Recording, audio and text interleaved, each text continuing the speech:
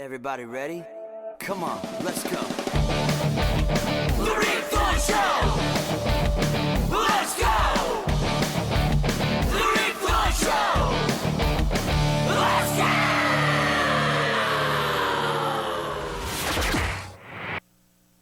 Hey, yo, what's up? This is Rick Thorne. Welcome to the show. I'm the man, the myth, and the legend. The legend. I got a legend in the house right now. The amazing Jeff Tremaine. What up, dude? What's happening? My gosh, we've been friends for a long time. For a long time. Kind of came from the same world, right? Like, We absolutely came from the same world. Like BMX, basically. I was thinking about it on the way here. Like, our 16-year-old selves would be sort of proud of us, right? Like, we stayed in that lane and It's hyped, bro. Yeah, Because right? you're like 35. 36. Okay, yeah, because I'm 33. Yeah. So yeah, we're about the same age. Same age. Yeah. And you grew up, but say you grew up BMXing. I grew up BMXing, kind of switched to skateboarding around probably 85, but I was a ramp rider, I was a vert rider. Yeah, and you. So I didn't know this about you, but I looked it up online. You were raised in Rockville. Yeah, That was Rockville BMX, Rockville dude. BMX. So you're familiar with that? Of course, that was my spot. That was your spot, Yeah, I had a Rockville. I rode for Rockville BMX. Dude, I was jealous of you, dude. I think I ordered stickers from them. Remember the Yeah. magazines? You could order a sticker pack. Yeah, It's crazy. I wonder, did I ever meet you on a tour? Like, did you come through and do shows at Rockville? I didn't. No, I didn't because I didn't start really You're kinda doing right shows after till that. You're a little- 88. You're a yeah. little after that. Yeah. So you're, yeah. But you guys had like if I remember right, you guys were You guys were the scene. You guys like were one of the main spots because at that time everything was like California. Yeah, we were like on the East Coast, and we didn't know it at the time that we're like the capital of freestyle BMX. Like, Yeah. but Rockville BMX was the ground zero on the East Coast at least. And that was all mail order stuff too. Mail order, a little bit, I guess. Yeah, that started happening kind of. It's weird because BMX is still the same way. There's not bike shops for BMX. BMX is a tough ass sport, dude. Yeah. Like I try to tell dudes because they're always trying to figure it out. Because like right now BMX is going through a weird transition. I'm like, well, dudes are doing the bike life. There's so many like electric bikes and shit people could pick from. But it's a gnarly sport, dude. Yeah, no. And it's only getting gnarlier. No doubt, like if you don't have access to like the foam pits and Dude. it's just like you look at it now and it's like, oh, I mean, I guess back then even like I remember we built a quarter pipe and we'd be looking at like Eddie Fiola getting 8 feet out, like, oh my god, like the quarter pipes we built were like the 2x4 angle, another angle, like Monster truck. shitty monster truck quarter pipes that you'd roll out of your driveway and just hammer and they'd tilt and wiggle and slide. They used to sell those and those ramp plans at BMX Action. Yep. I ordered some. Yeah, I just, kind of Remember when they came out and then you could actually do a smooth transition? You're like, Right. oh, this is revolutionary. way better. Yeah. Yeah, but even like rolling in was like a trick. Yeah. Like, I could used to roll drop in like coaster brake, lock up on the like back wheel on the coping and just go down the falls, like, That's the gnarliest way. it's the gnarliest way and the stupidest way because you just kill your speed. Because Like, you're up so high, dude. If you you've got to hang You're and flat. There's no transition you're landing on. Hey, did you guys? I think if I remember right, correct me if I'm wrong. Did you have a quarter pipe like in the woods? we had a ramp in the woods. Yeah. Okay, Yeah. the reason I know that is because I grew up with Dennis McCoy. You know that. I don't know if a lot of people out there know that. That's who I looked up to because Right. Dennis was like the first guy to make it out of California as a Right. big time rider, right? And so he was going through FanMo one time and he got a letter from a kid that had his photo on the bottom and had taken a photo from Rockville of that on that quarter pipe, and it kind of highlighted it. Yeah. And at the bottom he said, "Hi, my name's Spike." Right. Right? And I was like, oh, I didn't know who he was. And then that always Right. stuck with me. It's like, oh, I remember vividly seeing that quarter pipe in the woods. That was the same one. Yep. Well, there's a quarter pipe. We had a half. Everything looked like the woods back then. Wherever. Yeah, you that's had true. your That's shit, true. so, Yeah. That's what we had. Like, but yeah, like that's how I met Spike. Spike worked at Rockville when he was like 13, I guess, and I Okay. was probably 16. Okay. And I met him like, who's this little fuzzy-haired kid working here? But it was like a family, Rockville BMX was like a classic bike. You just hung out. You just Yeah. went there for the social scene and to hang. And You think kids still have that? I don't think so. I don't know. I go to skate shops now, and it doesn't quite feel the same. Like, I don't know. Yeah, I feel like back then, maybe because the opportunities change and like people know they can make a career out of it and a living and this and that out of it maybe. But I just feel like camaraderie is still there, but it's very cliquey and very scene. It was cliquey and singing back then, being in a scene. But if we knew about your scene, we'd be like, dude, we want to go there and shred with these guys. Right. It wasn't like a competitive. If you had a ramp, especially. Then. Yeah, I'd be like, dude, can we ride? You know what I mean? Yeah. It's crazy. Yeah, I don't think kids still have that now. I don't know. I mean, like maybe they do. Maybe social media also kind of makes it less important to have a hub. Yeah. Right. You can just find out what's happening without being in the middle of it. Right. But back then it was fun. It was so cool. Yeah. People just hung out. I think less kids ride though nowadays because there's so much to pick from. Probably. I don't know. There's so many freaking things, man. Yeah. But anyways. Yeah, I always kind of look back like, why isn't it like it used to be? Like I'll give you one example. When Trump got elected the first time, I'm like, you know what's going to be good about this? Like, there's going to be a new version of punk rock or whatever it is, because like our generation was fucking pissed about Reagan, right? And like Reagan ain't shit compared to Trump, right? Yeah, like if Trump's coming, people are going to go fucking ape shit. Like, nothing. Like as far as I could tell, maybe I'm just out of touch, but it was not like the scene that we grew up in. Yeah, because the music was different. The music was like a different voice. I feel like I don't know. Yeah, it was a different angst. Yeah, that's what I'm wondering. Does social media? Do you just spit your angst out so fast that you don't stew in it long enough? Or is it this? Because I agree with you. Or is it this that there's like people forget about shit so quick? Do you know what I mean? Like, no disrespect, but like say the fires that just happened. People are going to forget about that in the next. Not the people that happened to them, but I'm just saying we're watching so much media and so much content that like you just forget about shit. Nowadays you got to like jump out of a plane with no parachute like Travis, but no, when you land, you got to land on a dolphin, and then you got to go ride the dolphin. As the dolphin throws you out, you do a front flip onto a dirt bike, right? And then you set yourself on fire, and they'll forget about that in a week. You know what I mean? I do know what you mean. It's too much content, like, bro. Too much content. And there's like, Jackass, we were lucky that this was before the internet, before, or maybe not before the internet, but definitely before social media. Early days before YouTube and shit. Yeah, right? Exactly. Like there was no, just get flooded with people getting wrecked nonstop. But yeah. Did you ever? You probably got like. I'm gonna get into Jackass, but did you guys ever get like a bunch of people sending shit in trying to be with your crew?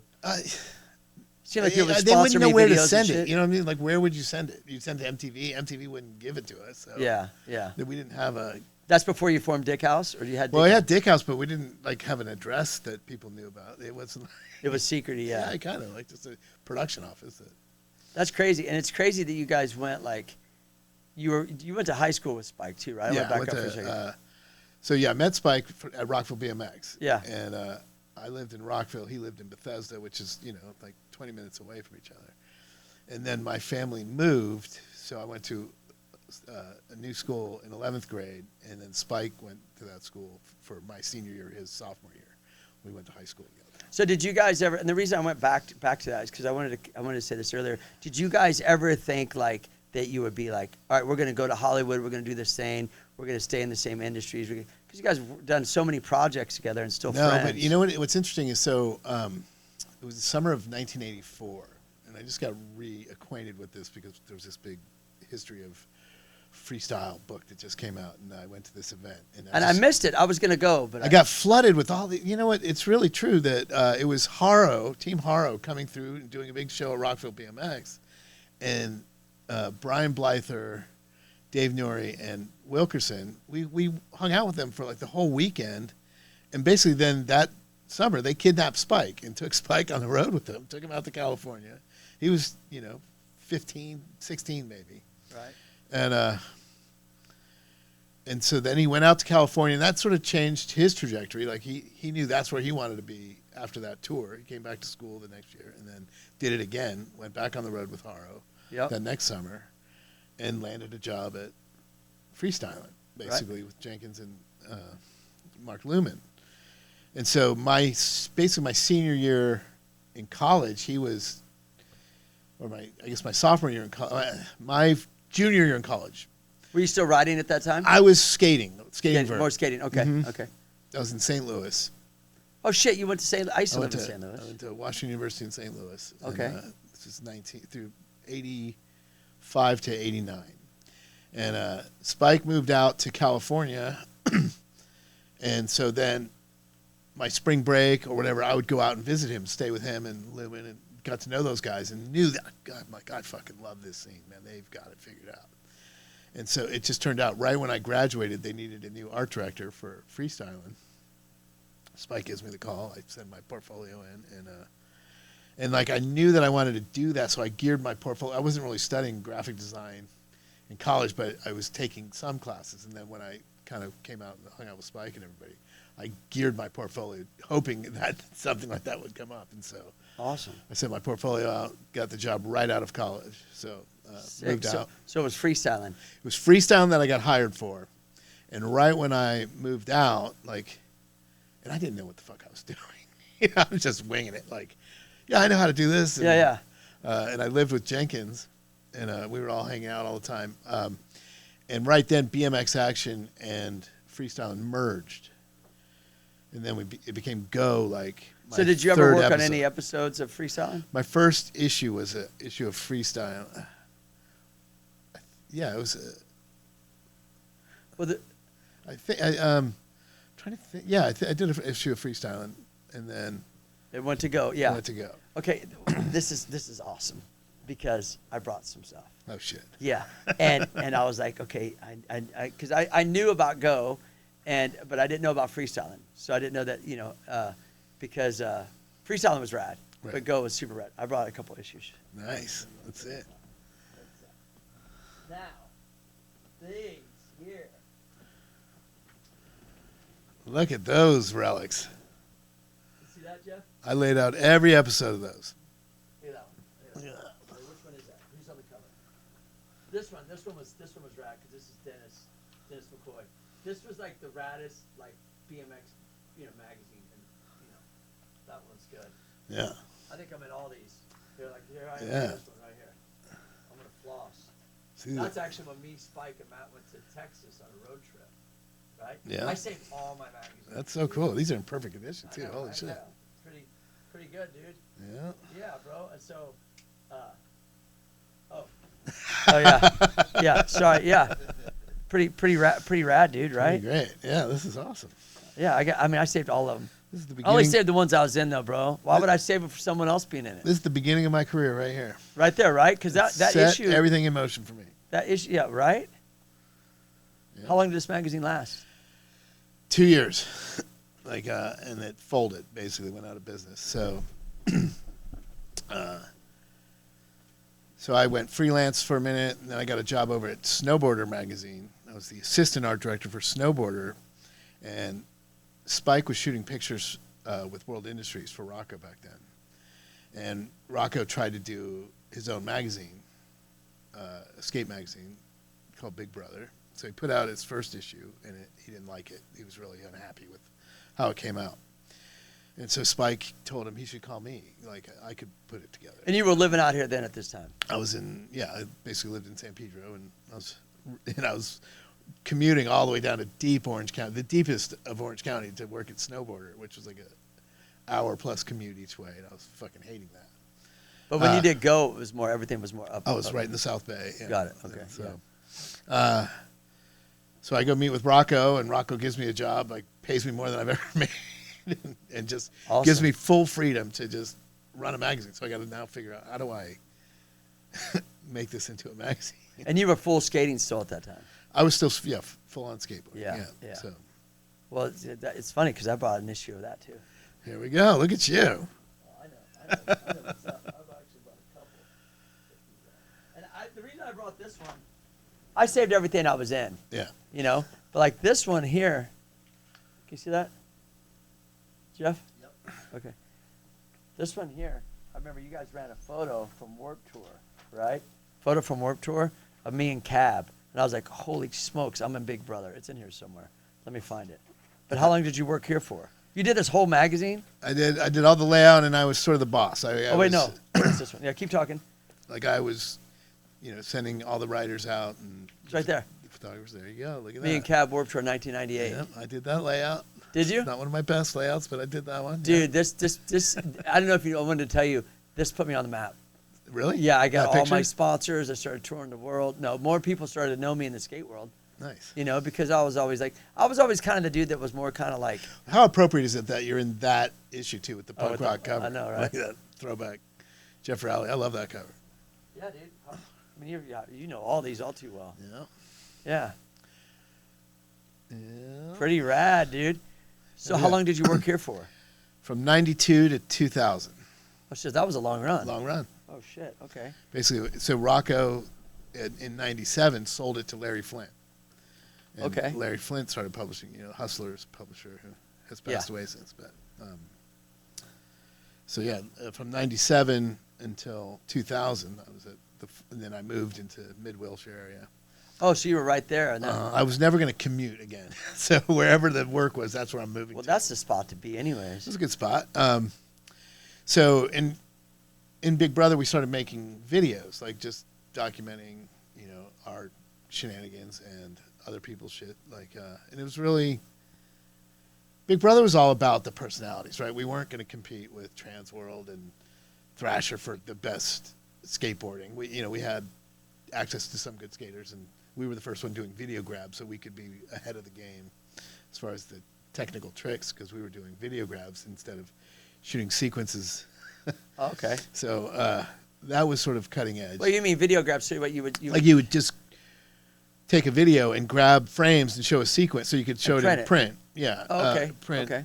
I'm sorry, to be clear, you used to have to sit there and this was during a very sort of inconsistent era of street skating where you would burn through so much film shooting sequences like. Of course. And if they didn't land it, you got to shoot it again. You got to shoot it until they made it. And that's before digital, so you're going through 35 that's what I'm saying. millimeter Before like digital, crazy. it's film. So you're burning rolls of film, and it's expensive to process. And if the photographer and you got to print them all because sometimes you have to slip frames and stuff to just make it work. So video was revolutionary in a sense. Video was revolutionary. To save in a you sense. a lot of money on the film. Yeah, and I don't know how we got sidetracked on that, but really, No, I think it's cool though. what Big Brother was about the personalities. We were much more about the lifestyle and so like in a skate video, you always had skateboarding and then the shit between the tricks.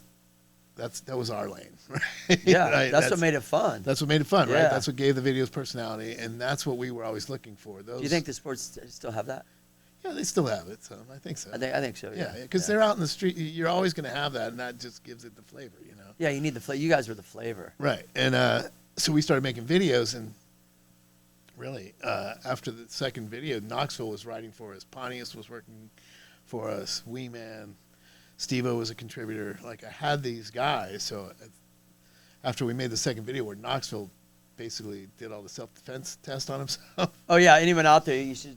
I don't know if it's online or whatever, but he basically You can find it. Yeah, he pepper sprays himself in the eyes, tasers himself. His friend shoots him with, shoots him with the taser darts. He stun guns himself, and then at the end, he puts on a bulletproof vest, goes out to the desert, and shoots himself in the chest, wearing the bulletproof vest. It's great. Yeah, and it's crazy. And just for this was like, what's going on? This is before what people see now. They see It was in so a little much. skate video, right? That's what They're like, what is going on? We aired What is it this? in a Big Brother #2 video.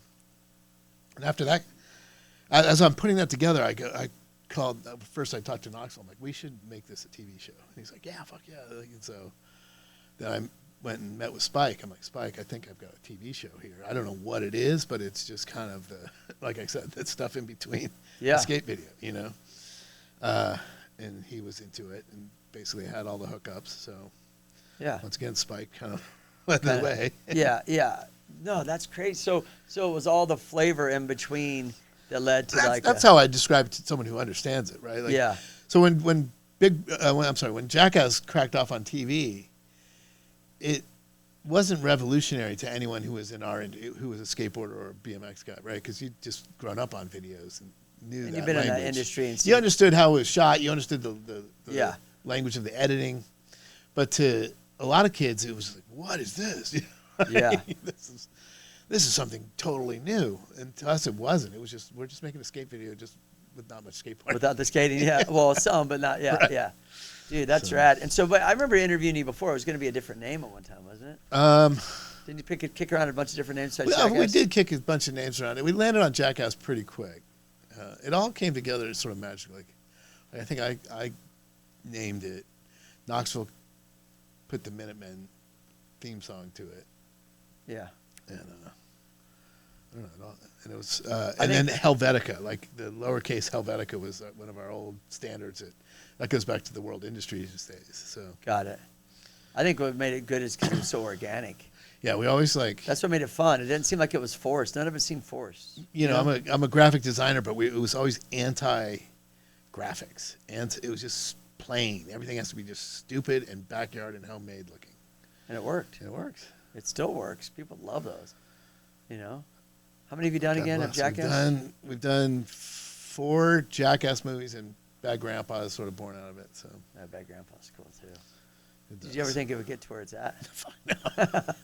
I mean, but running. Not even. I didn't expect the TV show to crack off. Like, it never seemed like. So we shot we got it. You know, we shot a pilot, and then the pilot got picked up and tested really well. So they ordered 8 episodes. MTV ordered 8 episodes. And what year was that? 2000. Probably August of 2000. We started filming, or maybe August is when it aired. I don't know. Maybe in the spring of 2000. I can't remember the exact date we started filming. But so we have to make 8 episodes, but we're filming it and no one knows what we're up to, right? Like, it's not like any of these guys have been on TV before. Yeah. So we're just filming it in a vacuum, basically, like just like making a Big Brother video. Right. So it doesn't seem real. You just make this thing and then you turn it in, and then all of a sudden when it airs on MTV, I remember I was in my house and I turned it on. This is the premiere night of Jackass is premiering tonight. And it wasn't until I saw Pontius jump out of the trunk of a car, and he's like, his mouth's duct taped, and he's got a thong on, and he just starts running up basically Fairfax, and I'm looking at my fucking friend's naked ass on TV. I'm like, I win. That's my win right there. Like, if anything else that happens in my career, I don't give a fuck. That is my moment. That's my shine. Like, I just got that on TV. Dude, that's rad. You know, like. What was everybody's feeling after that? They were probably like, "This is it." You know when you got something good.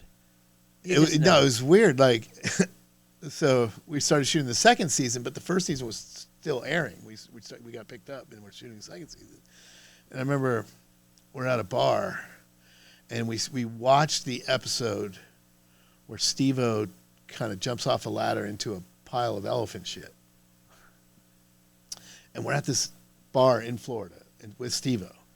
And we're watching him on TV. And next thing I know, like, backtrack to the first season of, I guess when we shot with Steve-O, he was, you know, always doing bar tricks and trying to hook up with chicks. And the level of chicks was, the girls he would get were, you know. Yeah. 3s and 4s. Yeah. And then we're watching Jackass together. In the first season of Jackass, where he jumps into elephant shit, and as soon as I see his face hit the elephant shit on TV, I look over and he's making out with the prettiest girl that any of us has ever made out. Do you realize that's the same face? It's in some shit right And I'm looking at his stupid face with fucking maggots and elephant shit all over it, and then I'm watching him just make out with the prettiest girl in the bar. Like, hey, that's the best. Yeah, that's like, she probably didn't even know. She might like it though. I don't know. Crazy. That's shit. That's cool though. That's rad. I mean, it just seems like it was, to me, it always seemed like, or it's, the best part about Jackass is it seemed like a bunch of dudes, the way that we related to it, at least for me, it's a bunch of dudes hanging out, having fun, challenging each other, making fun of each other, shooting the shit. You know what I mean? You grew up in that same world. Mm-hmm. Like, you're on a bike team, whatever, you're on the road all the time. Drawing on people's faces. The weird, crazy shit. Yeah. You're bored, crazy shit happens, right? Oh, yeah. And you're a little crazier than the average dude, so, like. Yeah. Once you start, it starts small, and then it gets bigger, and that becomes acceptable. Then it gets worse. You know, like for us, it was like whatever made us laugh in the first season doesn't make you got to push it further.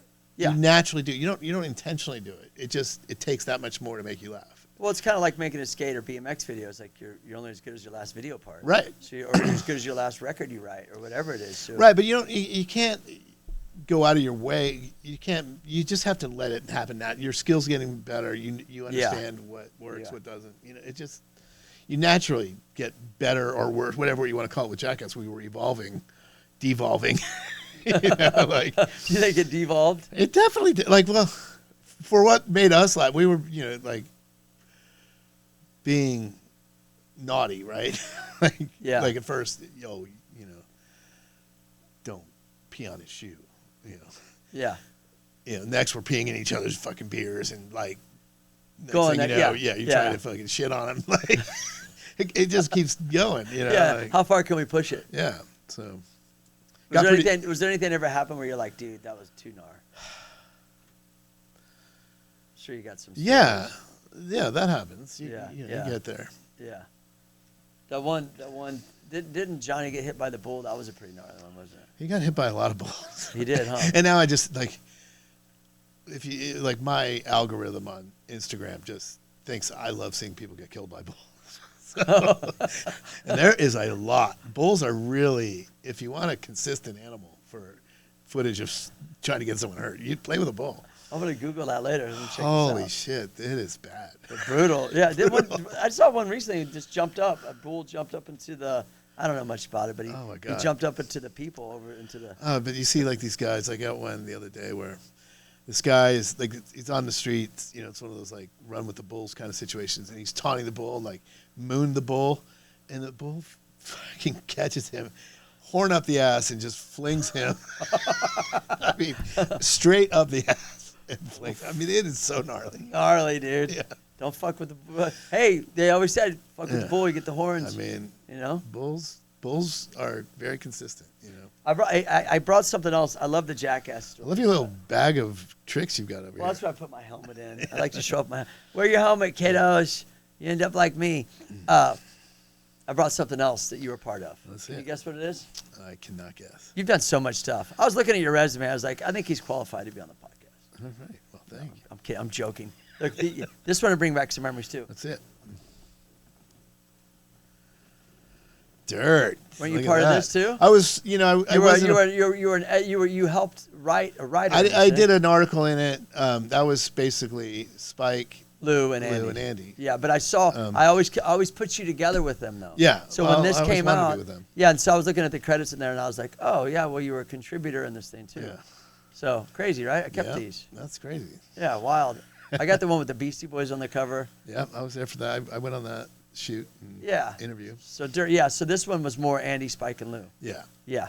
And then you were, but this happened after. That was going. Big Brother was happening during that, so we were kind of. Oh, okay. Because I always felt like this magazine Dirt came out after Go went away.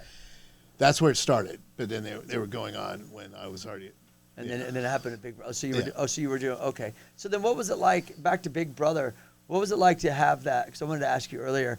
You go from like running, being a contributor, or like being part of a magazine to like, okay, you have full control over it. Yeah, it was weird. I mean, where did you start? Like, what would you?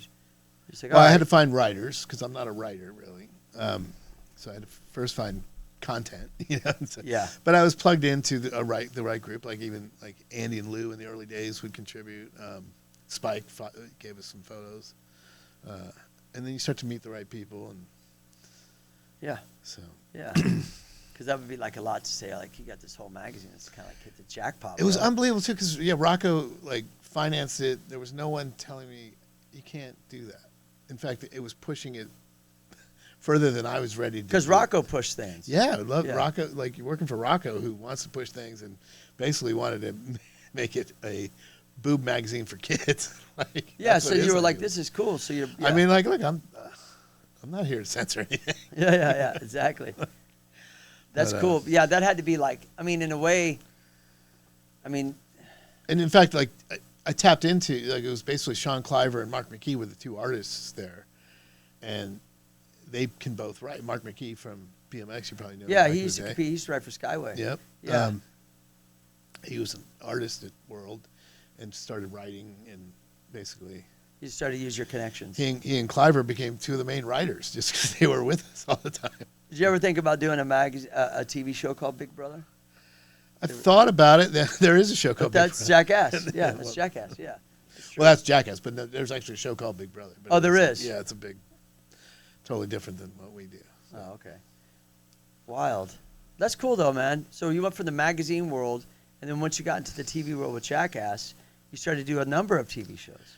Was this ever after Jackass? So like, no, that's what I meant. yeah, like yeah. after Jackass. So Jackass, basically, we only made 24 episodes for TV. Okay. And it's because somewhere, as we were doing the third season, I think something in the second season, some kid lit himself on fire in Connecticut playing Jackass and filmed it. And so Senator Joe Lieberman from Connecticut, he was a very powerful politician, went on this rampage against Jackass, how dangerous it was for MTV to be showing this show to kids. And MTV responded by putting an OSHA representative with us to make it safer, like to make sure we're safe.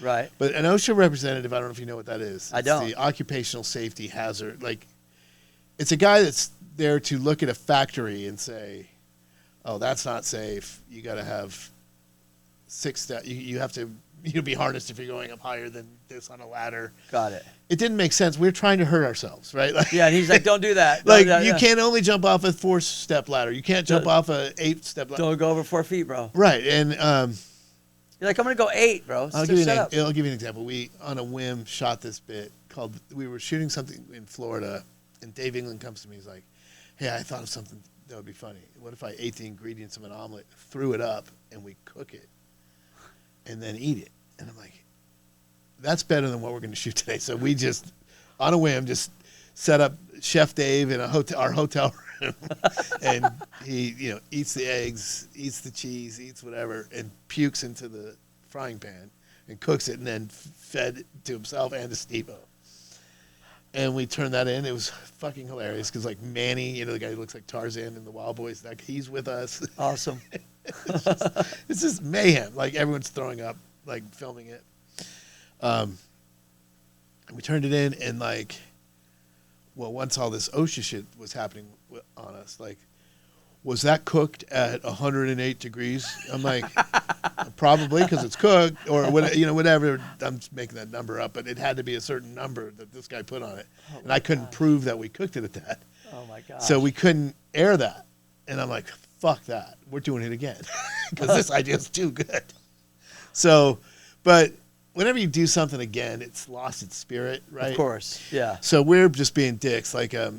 We all got into these hazmat suits. The crew is all wearing hazmat suits, and we've got a thermometer, and Dave's throwing up, and like Knoxville's walking around in a hazmat suit, and we're just being dicks just to be like, fuck you, we're airing this. Oh, just to go over the top. Over the top. Yeah. Here's the temperature. You see it's cooking. Got my gas mask on. But Steve-O's no longer allowed to eat it. Only Dave can eat his vomit. Like, it was half as funny as the original one, but it was still funny. Put restrictions on your creativity. Yeah, but we didn't explain why all that shit was going on to the audience. That just was what was happening in the background. Right. But it was losing the spirit. Having all these new safety restrictions was kind of killing our mood. Yeah, well, and so Knox was like, "Man, let's just fucking quit." I'm like, "Oh God, I don't know." So, and basically, like he and Spike were in New York and told the head of MTV we quit, and the head of MTV didn't even know. The president of MTV did not know we were unhappy because we were working with these, executives under that weren't reporting all that's going on. Right. So we quit, and they were like, "What? You can't quit. This is the biggest show we have." And somewhere before that, like the head of MTV Films he had a meeting with me. He's like, "You guys should make this a movie." I'm like, "I don't even know how to make this a TV show. How do we turn this into a movie?" But once we quit, I didn't have anything to do. I quit Big Brother. I'm already, it's fully into this. So I'm like, all right, let's try to make this into a movie. Yeah, well, you've already worked with so many successful, things that were pretty rad. I'm just saying, Jackass was still a baby. Yeah. And now we got to take it from TV and make a movie. But it meant we had a little more money to do bigger shit, and everyone was up for it. So. Yeah, and that's how that happened. Yeah, and So then you did Jackass movie before you started doing other TV programs. Yeah, nothing. It was Jackass TV show, Jackass the movie. Okay. And then Jackass. And the Jackass movie. movie was like, this is us saying goodbye to Jackass. Oh, you thought that was. That's gonna be it. that's what it was. Yeah. Like, we made the first movie, And it was it was a hit. But it was a hit, right? Yeah, it took off, and then we're like, that's it. Now we closed the book on how we wanted to close the book on Jackass. So you thought it was done. Thought I was done, but I wasn't really done, and so I took how popular it was, and I went to MTV, and Chris Pontius and I were really good friends, and we were into the same shit. We love like gnarly animal videos and stuff. Like, and when we were making Jackass the movie, on one of our off days, we got with Manny, the Tarzan looking guy. We were shooting in Florida, and he and Mark, the guy Mark Rackley who films with him, they invited us. Hey, come swim in the swamp with us. We'll show you alligators and shit. So we went with them, and went snorkeling in the swamp. And basically what happens is me and Pontius are snorkeling along, and Manny's ahead of us, and he finds alligators and swims to the bottom of the creek and he has this method of catching them. No way. And then he'll bring these alligators, and I'm talking 10-foot, not little alligators, big fucking alligators. That's fucking crazy. Brings them right to us and lets them go, and then they just blow past us. And that was on our day off of Jackass. That was on our, this is what we did on our day off. And so after we did the movie, we're done with Jackass. I'm like, I want to make a nature show, but I'll do it with Chris and Steve. I talked to Chris, and we thought Steve would be the perfect pairing. And so I pitched it. Hey, MTV, you need a nature show, but it's going to be like Jackass. We're just going to go out in nature and get bit by animals. And that's how it came to. That's how it came to. Another organic friggin' like 4 seasons of that, and then I'll just keep going. So basically, yeah, keep going. And Knoxville, and like the Jackass guys would come out and go on trips with us. Right. We were traveling the world. We were going to like Indonesia, Thailand, Africa. It was awesome. Did people ever look at that show as kind of an extension of Jackass? Because it's Chris and Steve-O, and it's shot with the same camera, same crew. Same crew. So you get all of that familial shit, the group of friends out in the world. And it was on season 4. We had already been kind of demoted to MTV2 at the time. Mm-hmm. We were off the big MTV. Now we're on MTV2, but I still just fucking love doing this. And we went to Russia, and we had Knoxville with us. And we were doing this thing with these like Russian sort of special ops soldier dudes who set up this obstacle course where like these sketchy attack dogs. We had an obstacle course where they were going to shoot our guys with these rubber bullets, and then run by the dogs, and if the dogs bit them, whatever, like just this intense course. And Knoxville was like, yeah, fuck, I want to get bit by the dog and then shoot the bullets. And I was watching these guys shoot the bullets, and the bullets were ripping right through plywood. And I'm like, dude, we're on MTV2. Yeah. If you really want to, get your ass ripped off by the dog. You said we're on MTV2. That's what I was like, in Shot with the Bullets. Why don't we not do that for, little MTV2 right now? Why don't we just fucking make another movie? And he's like, yeah, we probably should. I'm like, done. Wild Boys is done. We're going to go make Jackass 2. Oh, wow. And that's how it came, because Knoxville showed it. He still wants to get his ass ripped off. So, Yeah. so let's go. And that was basically how Jackass 2 came about. And so nothing in between. It was just, Jackass 1, Wild Boys. This is what, for me, right into Jackass 2. So you filmed all the Wild Boys? Yeah, Wild Boys was done when we started course. Jackass 2. Got it, okay. So Jackass 2 happens, and then I'm trying to think what happened after that. Oh, I guess soon after that we started Jackass World, I guess a couple of years after Jackass 2. Again, Jackass 2 this is our last hurrah. And everybody was ready to die. Jackass 2 was crazy. It's awesome. Yeah, that was like everybody at their absolute worst. You know what I mean? Yeah. Like, like if we made another one right after, one of them would have died. Like, it was too crazy. Like, so after that, I think Nitro Circus was born out of. That was my next TV project. We started this website called Jackass World. Did a thing with Matt Hoffman, like this tribute to Evel Knievel, to launch Jackass World. Yep. And doing that, we met Travis and his crew. I'm looking at them, I'm like, they're just like us, but a lot of their stunts, you have to land it. Because, Oh yeah. you know, yeah. everything we design is designed to fail. Like Yeah. if you land it, you got to go again, and I got to move the ramps further apart, whatever. You know. Yeah. You can't have a clean landing and be like, hey. No, they're it's like over. next level, dude. And when they go, like, and so I got pretty good at predicting gravity, right? Like, oh, if they take off here, they're gonna land here. So we're doing this stunt with Travis. This is one of the first things I ever shot with him. I'm like, all right, so you take off here, so you're gonna land. And I'd never worked with motorcycles. I didn't even grow up around. I had never really been around motocross. So I predicted where he was gonna land. He's like, no. And he showed me, and it was, way further. Way further. I'm like, yeah. holy shit. Dude, motocross dudes are gnarly, dude. And they're so gnarly. Yeah, like. Yeah. So then we did a couple seasons of Nitro. And then I believe it was, oh, well, no, you know what actually happened right after Jackass 2 was Robin Big. That's what I was going to say. I felt like Robin Big was a little... Robin Big was before that. Yeah, Yeah. Robin Big took off, and then, So you had multiple projects you were filming. yeah, this is the first time I ever did two things at once. Like, Okay. and that was too No much. sleep. Yeah. No sleep, and yeah, I'm just so used to just being all the way in. Yeah. And so Robin Big, you know, like I knew Rob from Big Brother days, and I watched the DC video where he did that Had the sketch security with guard. Robin Big. Yeah. And they came back from doing the Gumball Rally. Do you know what that is? Like this Yeah. car race. I did it Europe. 1 year. Yeah. Yeah. And so Ruben Fleischer, who's the director, I didn't know him at the time, but he did that Gumball with Robin Big and really realized these two are the story. So he just filmed them in their car, and they did Gumball together. And after that, he's like, we can make a TV show out of this. And so they came to me. Rob's like, I know Jeff Tremaine, like we can do it. Like, and so they met me. I'm like, yes, this makes perfect sense. And so- That show killed it. and it took everything to get MTV to let me do that. You guys came to my backyard one episode. Did we? Yeah. I don't know if you were there. It's when Zeus, Big's friend, did a backflip in the foam pit. Oh yeah. That was my backyard. Oh, yeah. Yeah. And that I got a photo of me, Rob, and Big, and that episode was cool. Yeah. So I taught him how to do a flip into the foam pit. Right. Or whatever. And then he's a big dude. He Yeah. made my little bike. We had to get a mountain bike for him because Right. the BMX was too small. But anyhow, so keep going. So you're on this roll. Yeah. So actually, yeah, Robin Big started, and then How many seasons did you do of that? It's quite a bit. Quite a bit, I think. How many episodes you think? Shit, did we do?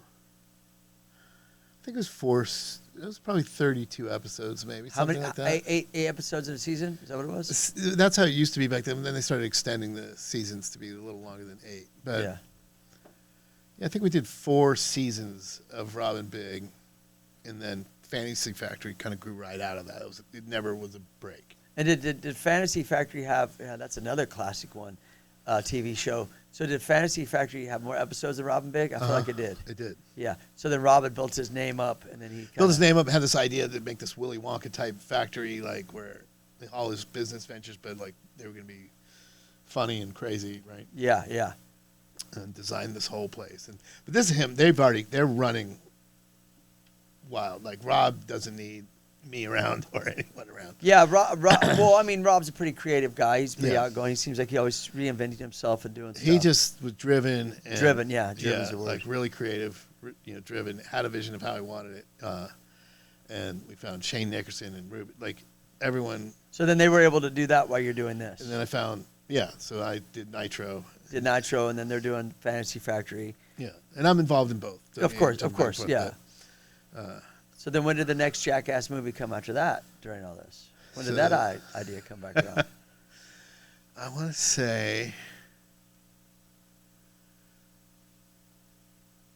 that one, something happened where basically I went to dinner with Spike in Knoxville. We were at the Chateau Marmont. We had a dinner, and I was pitching, let's do a third Jackass movie. And I think it was my idea. That was me again, trying to. I saw Knoxville had it in him. Like he had tried the backflip with Travis Pastrana, and broke his dick on that. We'd already done that. Yeah, like so it's time to let's do another one. Yeah. And then walking out of Chateau Marmont. Have you been to Chateau? Of course, We're walking out of yeah. the Chateau, and Knoxville stole a dinner plate. He slid it under his shirt, and he goes to me like, "Watch this." and he pulls the dinner plate out and runs up behind Spike and smashes the dinner plate over Spike's head. And like turned it to dust, like just awesome. Blew it over. And I'm like, holy shit. You're like Jackass. Like, what'd you 3. do that? We just decided we're gonna get a third Jackass, and that's how you're gonna celebrate. Like, hey, Spike's like, holy Spike. shit! And they got a little cut, but clean. He followed. He did it perfect. Like, it just, Awesome. Like he didn't get knocked out. I know. It's thick. Yeah, I was thinking a plate, dude. That's gnarly. So then, okay. So you got. It seems like you do like. That's how you do it, bro. You get one thing, and do another, and you keep building, you keep reinventing, you keep like. And then Jackass is always lurking in the shadows. Yeah, exactly. But they were all kind of like the way that I always perceived it, because I know Rob wasn't part of Jackass crew, but he was, because he was with you guys. Right. He was with you and Spike, and being part of that crew always just seemed like there was this like, and you bring in new characters, new extensions as part of this thing. You did that later in the Jackass. You brought in new characters. Right. Well, every time we work with somebody, like they're gonna get a cameo. Yeah. They got integrated into the family during making that, right? So Exactly.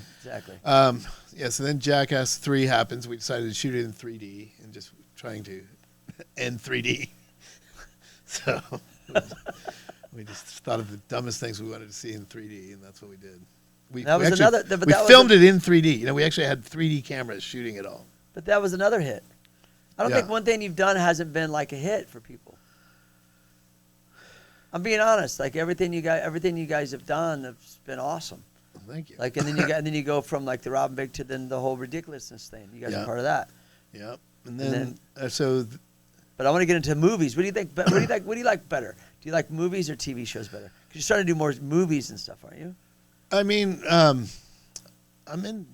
We do documentaries too. Yeah, like docs. The 30 on 30 we did. Yeah, I've done a bunch of docs. The Birth of Big Air. Yeah. Birth of Big Air was one of the first ones that I directed. Then we produced a number of them. I produced an Evil Knievel doc. Yep, that one too. Being Evil. I produced the new one. The Wild and Wonderful Whites of West Virginia. I was gonna bring that up, dude. That is, if no one has seen this, see this documentary.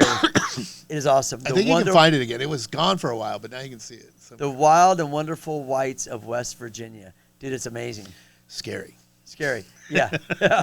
Super scary. Scary, amazing. Let's put it that way. Yeah, that's awesome. So that came about from Knoxville, and I had an office in the Paramount lot. We had a little bungalow. And one day he came, way back in the early Jackass days, he gave me this videotape. He's like, you gotta watch this. It's like, it's called The Dancing Outlaw.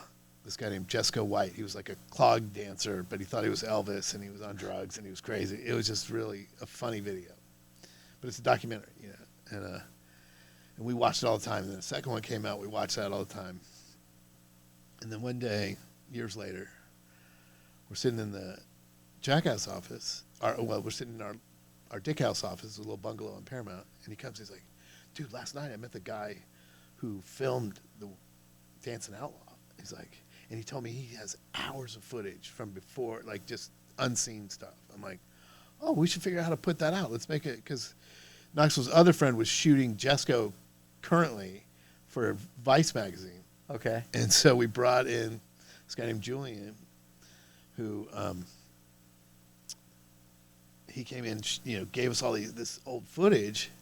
And we're like, well, we should send you out with Storm, and you guys should go out and film what's going on with the Whites now, and then we'll figure out a way to put the old stuff that's never been seen.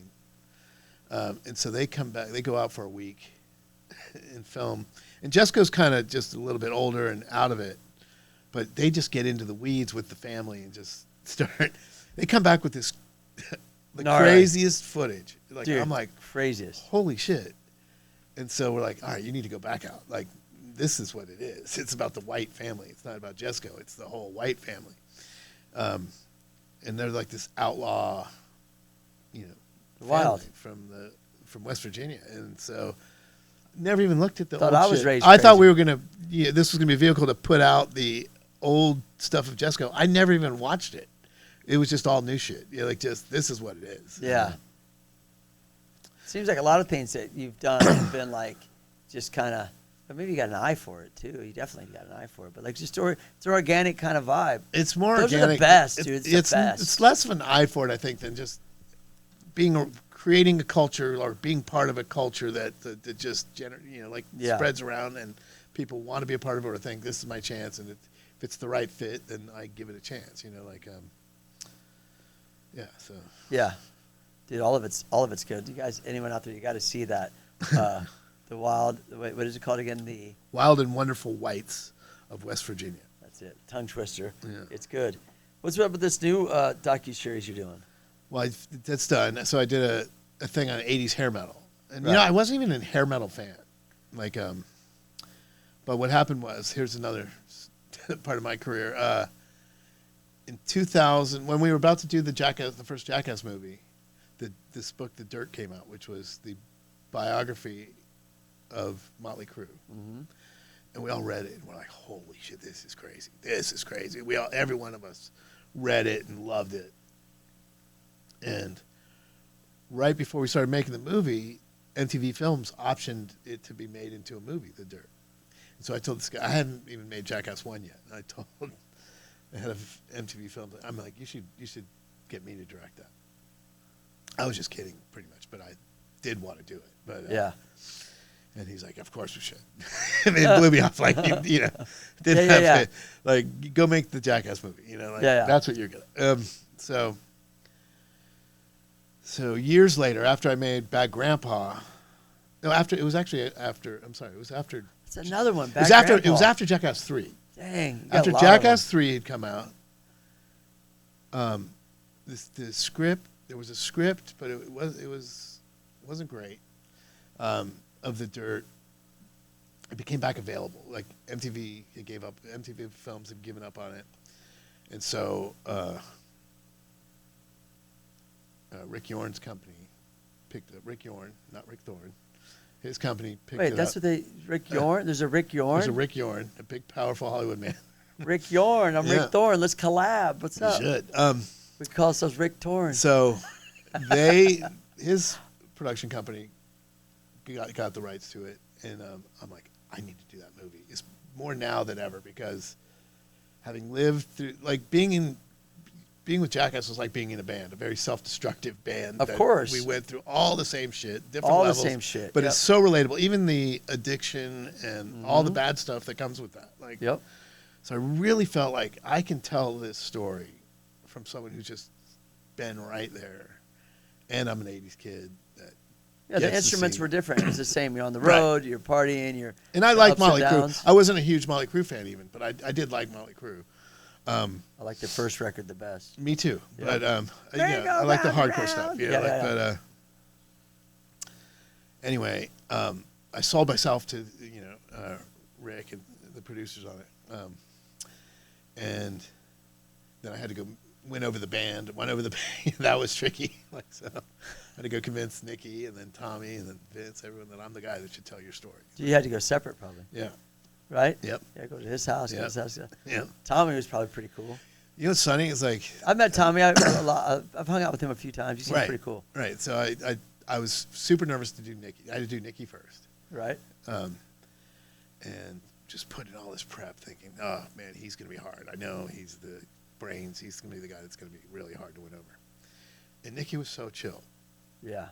And after a little while of just he kind of understood. He's like, I never would have thought the Jackass guy would be the guy to tell our story, but I think you're the underdog, and I feel like that's what we were, and I feel like Yeah, they were kind of like a rock and roll Jackass Yeah. band. Not saying they weren't Right. serious or whatever, but they were like, Right. they Antics. A lot of antics. Yeah, a lot of antics. Yeah, Um, absolutely. So we connected, and so the next guy's Tommy. Tommy's gonna be my boy. I got Tommy. I don't even have to prep for Tommy.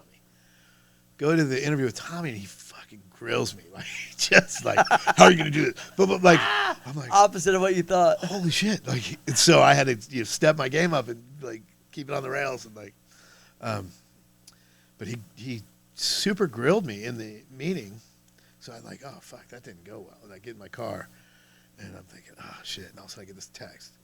Dude, this is gonna be so fucking rad. And I'm like, where was that guy in the room? Yeah, And it was yeah, from Tommy, Yeah. Like, oh, Now you do it after I leave. yeah. And so anyway, so I make the Dirt movie. First movie directing, like First the first scripted movie. acting. Yeah. Real acting. Yeah. So I did that, and then years later, like I said, I wasn't a hair metal guy, but I'm I'm jumping around, but years later, my old agent joined a production company. He's like, we just optioned this book, Nothing But a Good Time. You should direct this as a miniseries. We should make a series. I'm like, okay, sounds, I've never done a music doc. Like, I don't love hair metal, but, and so. I do like that song, though. I got to. You know what? I'll be honest, like, I didn't love hair metal at first. I do like certain songs. I love, Yeah. Like, and by then, a lot of those songs are in our psyche. Like, They are. As an 80s kid, the nostalgia of it made me like it more than I did when it was happening. Yeah, I think I was the same with you because I was more of in the punk world. Yeah, me too. But like, I'm a cowboy, steel horse I ride. I was like, I ain't listen to this crap. But somehow I know the lyrics. Right. You know what I mean? Yeah, or like Round and Round. Yeah. Great song, actually. Yeah. Just but a back classic. then, like, I get out of here. I'll listen to Minor Threat. Right. But then we started, so I made that and got to know those guys and then started listening to music and just liking it because I like the guys that I interviewed, Yeah. So, and you get in deep when you do a doc. You do a deep dive. It's got if you don't go deep, it's not a good documentary. Right. And you got to be honest too. Right? You find that yeah, documentary? for sure. And I did all the interviews, so I'm face to face with all these guys. Like, so you're like fucking getting all the information that you need. So wait, so documentaries, TV shows, directing movies. You ever done music videos? I've done a few. Yeah. Yeah. Magazines. Yeah, Cool. Everything you've done's been cool. Name one thing you haven't done that you felt like hasn't been cool. See? Can't name it. I don't want to do anything. Like, They're all cool. Everything you do is cool. I actually do a lot of commercials. Like what? Like hair commercials and stuff? Like anything. Like I just did a International Delight coffee creamer commercial. Okay. Like anything. Yeah. But it was fun. It's actually a really fun one. Like we Yeah. did a hidden camera thing. But So you do all kinds of shit. I do all kinds of shit. You know what I did? The one thing no one knows I did, but I directed the American Airlines safety video. Bullshit. They used to be on the beginning of you get on the plane and they show you that video. So you did like a lot of. Oh wow, really? American Airlines. It's the biggest airline in the world. That's probably the thing I've done that more people have seen than anything else I've done. A safety video. Someone like wait. Say, but didn't you come you know what I'm saying? Like Jackass? some executive's like, who needs to do the most important safety video in the world? The Jackass guy. Oh my gosh, that's funny. Think about how funny that is. Like, we took it serious, I mean, safety is serious. Safety is serious. You got to take it serious. But think about that. Yeah. That is Airplane pretty safety. funny. They show you a safety video. That's how pretty funny. important it is. This video is brought to you by Jackass. Right. Every time I see that now, is it still airing? I mean, I think they have a new one now, but it's just now not the one. So just recently it got demoted. That's So funny. it's been airing for over 10 years. Well, listen, man, what's next for you? I've got a couple movies I'm working on. Nothing that I can promote because they're not greenlit yet. But Are you more into the movies or the TV? Or are you just? I'm up for a movie right now. Like I'm liking documentaries. I'm liking commercials. Just because they're short and it's not such a time commitment. That's what I love about commercials. But I'm ready to dive into a movie. Movies take a lot. Yeah. So. Before we get out of here, did you ever think that you would have made it this far? People ask me that shit all the time. Did you ever think? No. To be honest, I'll say this: when I got the Big Brother job, that felt like I had made it. Right? I'm running my own skateboard magazine. This is it. This is as good as it's gonna get, and it stayed that way. But it never really felt different than running Big Brother. All of it. All of it. It's just running a TV show. It's just like running it was a very natural progression to me. And then running a movie, just like running the TV show, just like running the magazine. Different tools, but it's just different it's lingo, still the different. Same Yeah. It's managing content. You're good at it, dude. Thank you. What's your Instagram? People or websites and all this. What is my Instagram? It's Wait, it's Gorilla Flicks. Gorilla Flicks, yeah. What's up with Gorilla? Before we get out of here, what's up with Gorilla Flicks? So Gorilla Flicks was my production company. I broke off and did my own. So it's anything that's just me is Gorilla Flicks. Anything that's me in Knoxville or me in Knoxville Spike is Dick House. But Dick House is still there. Dick House lurks in the shadows. Like we made a Jackass movie, 4 years ago? And Yeah, that was and then ridiculous. I got it. And then the Gorilla Flicks is where you're doing all your other stuff. Yeah. That's cool. I'm super proud of you. And then Thanks, you dude. got like a website for all that stuff, right? I don't really have a I just website. want people to follow you. Yeah, what we don't have you're a doing. website. I have Instagram. There's like the Jackass Instagram. Like, so I'm all in. So all Gorilla Flicks is the Instagram. Everyone Yeah. follow Jeff and what you're doing. Everything you've seen on TV, from Jackass to safety airline videos Airlines. to documentaries to all the cool shit, comes from this guy. This guy helped shape us to be cooler. You're awesome, dude. Thanks for coming by. Appreciate it. Much All right. love. Let's go ride sometime, dude. Let's hit the quarter pipes, bruh. Everybody ready? Come on, let's go.